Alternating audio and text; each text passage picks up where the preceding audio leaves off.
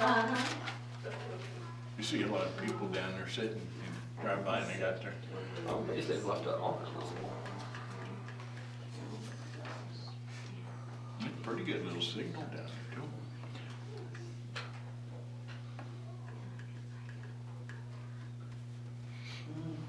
I'm sure a lot of mothers and grandmas at the pool use that pretty quite a bit.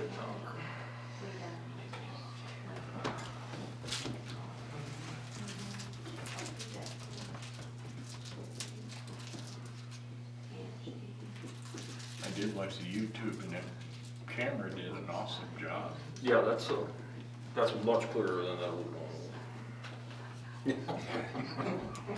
Gotta groom up a little. Makeup. I did notice a little glare.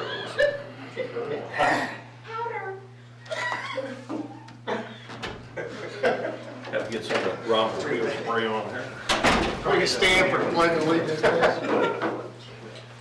I pledge allegiance to the flag of the United States of America and to the republic for which it stands, one nation, under God, indivisible, with liberty and justice for all.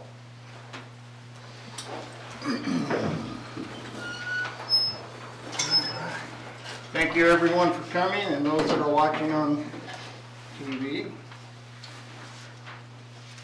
I'd like to start out by taking a moment to thank all the city employees for working around the clock service it has provided with keeping the streets clean to the best of their ability.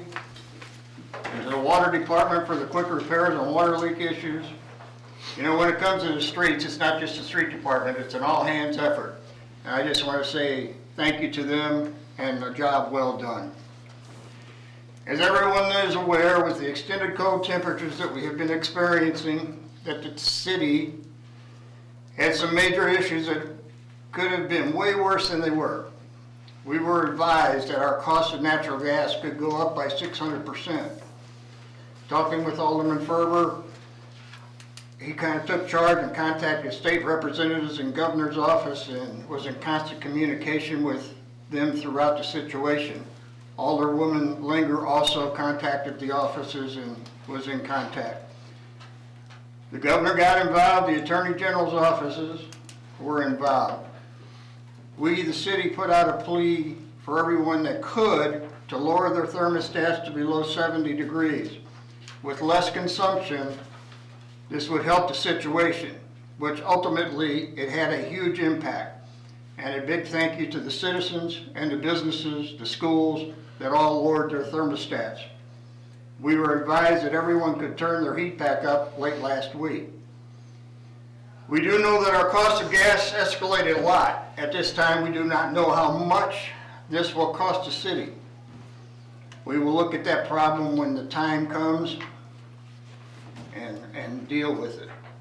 Just a big thank you to everyone again for the help and understanding and the patience with this situation. And then just a reminder that, you know, April we have an election, and there's going to be a vote on that election to give the city permission to turn the big electric lines that run First Street and over Kalmeyer Bluff. We want to turn that over to Central Electric. It's basically their service anyway. The city does not have the equipment or the trained manpower to provide the service on those lines if something major would go down, as it did a few years ago, and it costs big money, like $80,000. But the city needs the citizens to vote on this before we can turn these lines over. So there'll be more information that will be provided to try and explain this a little more in depth so people understand what we're doing.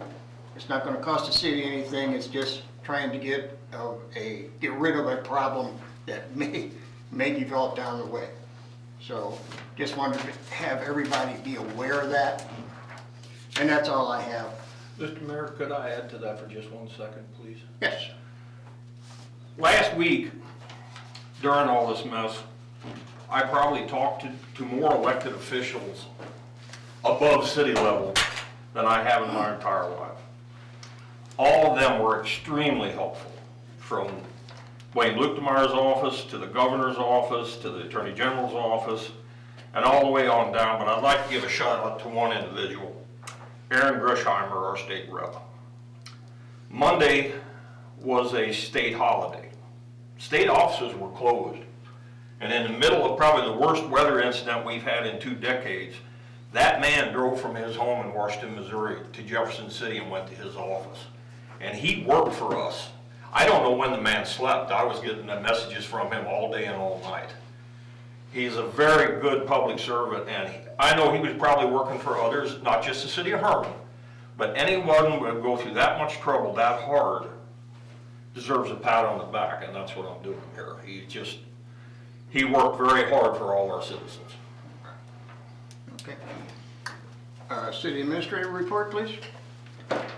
I too would like to thank all the employees of the city of Herman that worked through the recent polar vortex. The extreme cold is hard on people and equipment, and let's hope the worst is behind us. As the mayor mentioned, the entire country was hit with high energy prices during the extreme cold. The damage at this time is not known, but we expect to get some numbers from our gas marketer within the next few days. Water and street personnel will be working along Market Street for the next several weeks, installing a new water line on both sides of Market from 3rd Street to the alley between 5th and 6th. Please be cautious when driving in that area. And I would like to congratulate all the city staff for their hard work and dedication on our recent insurance audit.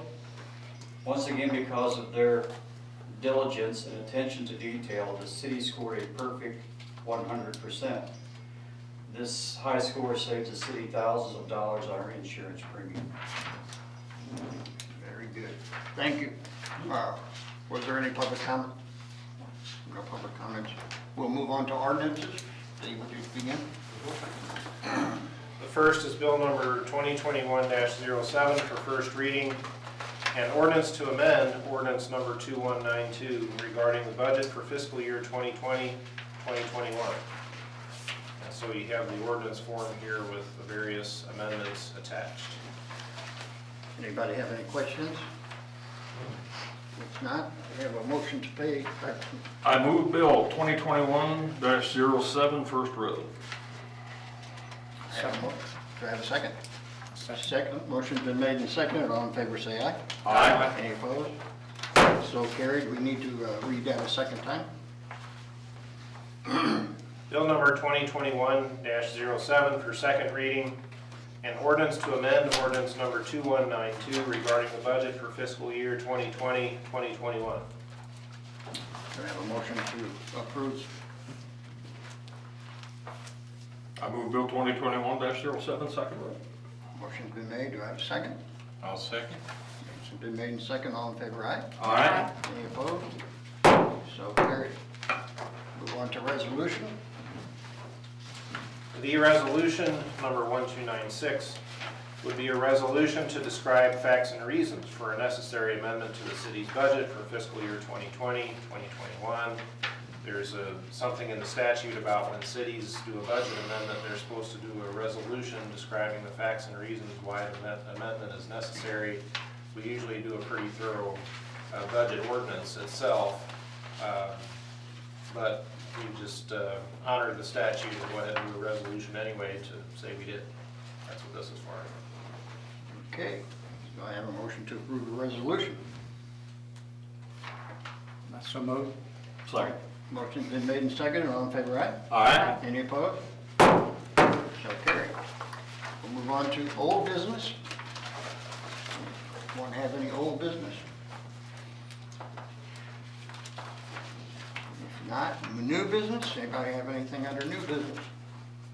I don't know if the letter that went out concerning the signage should be under old business or new business, but I just wanted to make mention of the letter that had gone out concerning the sandwich signs and the signage.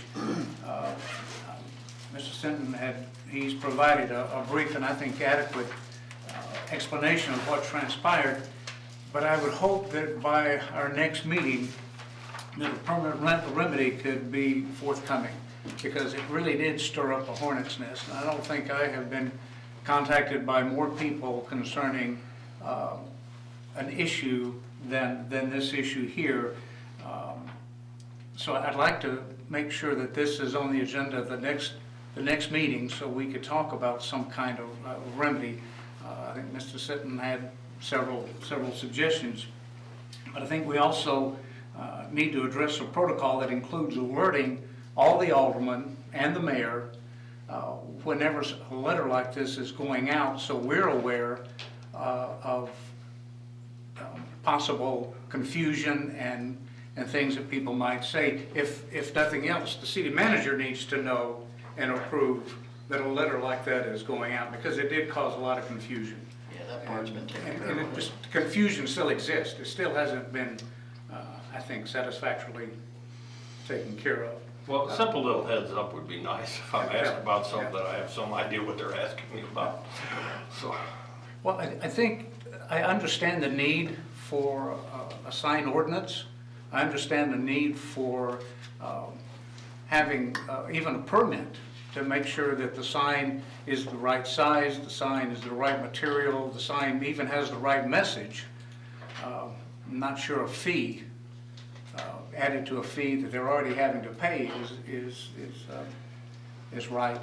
But I just think a heads up, and that needs to be well thought out, and determination needs to be made as to how to handle that.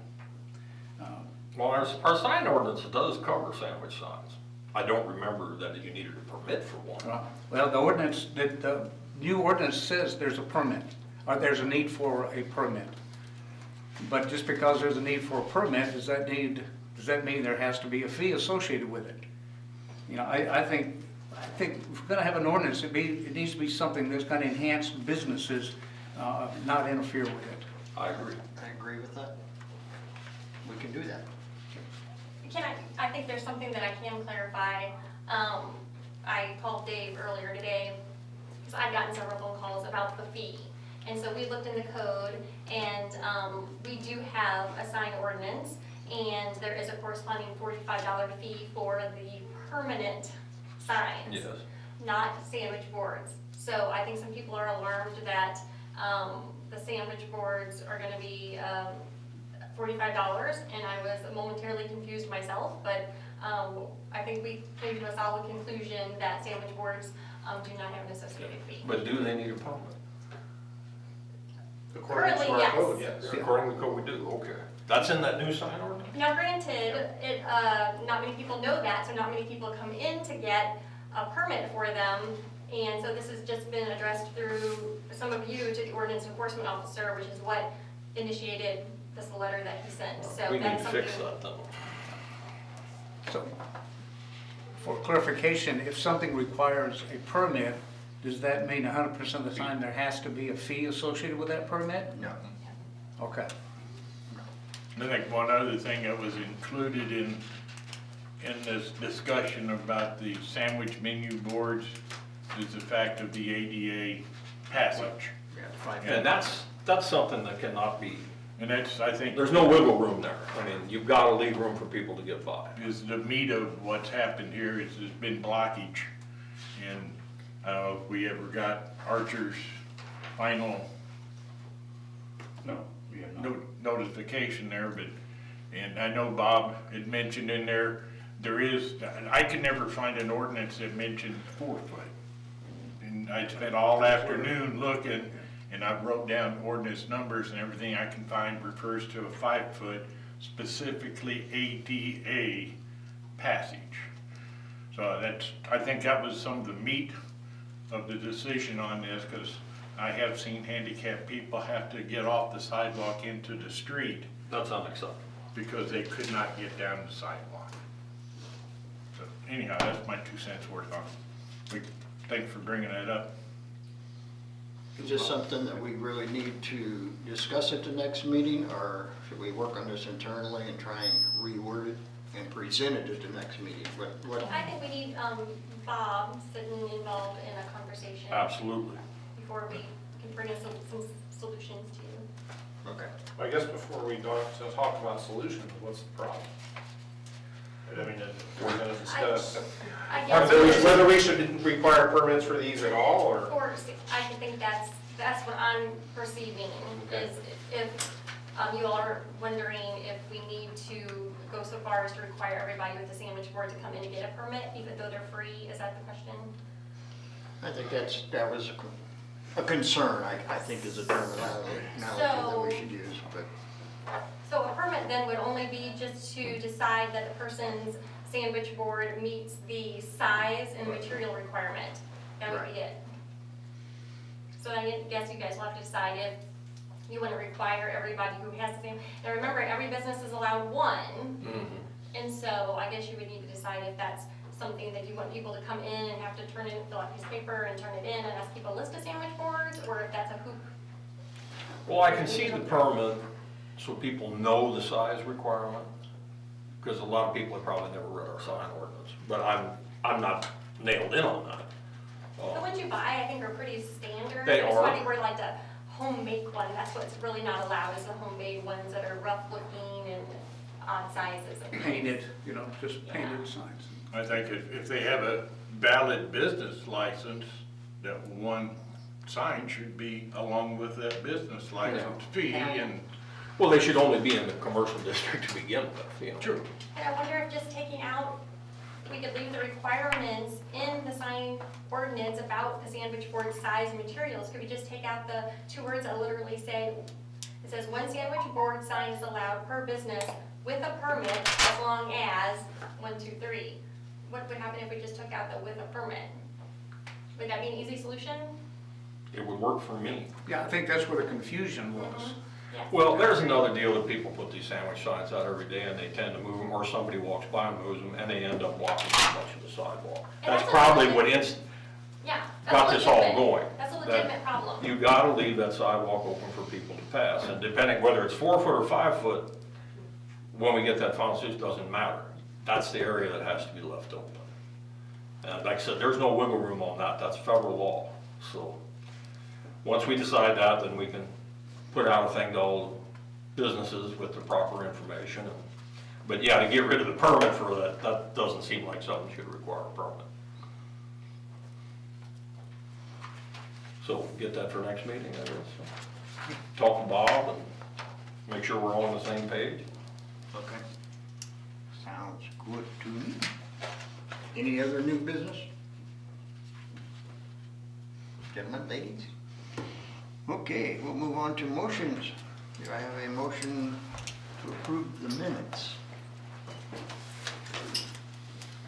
I make a motion to approve the minutes from the previous meeting.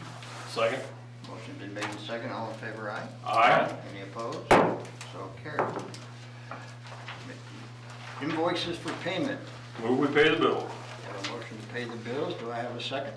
I'll second. Motion's been made and seconded, all in favor say aye. Aye. Any opposed? Pay the bill. Okay, item C, we're gonna hire Nikita Carver as a dispatcher. Be a full-time dispatcher. Any questions? Move to approve on the chief's recommendation. Motion's been made, do I have a second? Second. Motion's made and seconded, all in favor say aye. Aye. Any opposed? So carried. Approve Little League bids for welding photographs and first place printing for the t-shirts. Move to approve. Motion's been made to approve, do I have a second? I'll second. Motion's been made and seconded, all in favor say aye. Aye. Any opposed? Ayes have it. Been approved. Okay, item E, appoint Kevin D. Speckhouse to the Tourism Commission. I move to approve Kevin. Have a motion to approve, do I have a second? Well, for no other reason, he's got the best handwriting I've ever seen on an application in here, I'll second that. Motion been made and seconded, all in favor say aye. Aye. Any negative? Ayes have it. Reports. We have none. Okay, we have to go into closed session. I move we open and go into closed section for the purpose of dealing with matters related to hiring, firing, disciplining, or promoting employees pursuant to state statutes. Motion's been made. Have a second? I'll second. Second, we had a roll call vote, please. Aye. Aye. Aye. Aye. So moved. We are now in closed session. Thank you folks for coming. Y'all have a good evening.